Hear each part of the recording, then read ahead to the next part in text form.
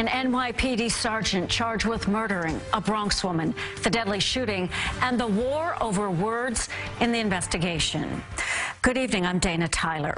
The sergeant says he acted in self-defense when he killed the woman, but prosecutors say he broke the law. CBS 2's Alice Gaynor, live outside the court in the concourse section of the Bronx. Alice? Dana, a special grand jury indicted Sergeant Hugh Barry after a more than 2-month investigation. The DA argues that Barry did not follow procedure, but Barry's supporters say he was simply protecting himself against a mentally ill, unpredictable person. We have defendant Hugh Barry hereby plead not guilty as to all counts. 31-year-old NYPD Sergeant Hugh Barry stood stoically in the courtroom as the charges against him were read. Second-degree murder, first and second-degree manslaughter, and criminally negligent homicide in the fatal shooting of 66-year-old Deborah Danner in her Bronx apartment.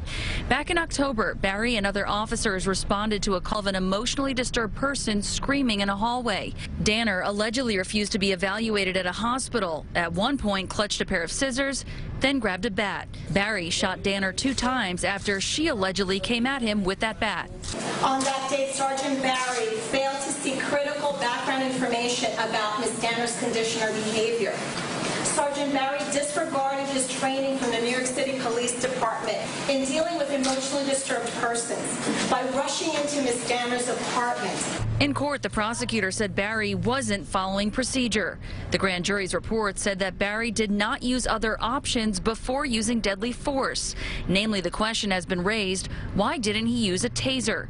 The president of the Sergeants Benevolent Association, Ed Mullins, defends Barry. It's called a patrol guide.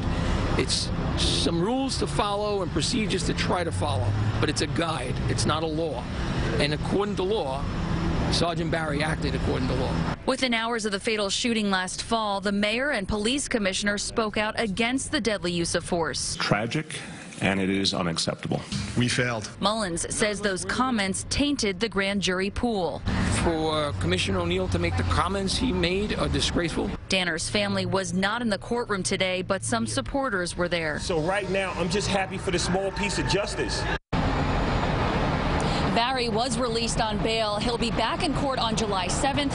If convicted, he faces life in prison. We're live tonight in the Bronx. Alice Gaynor, CBS 2 News.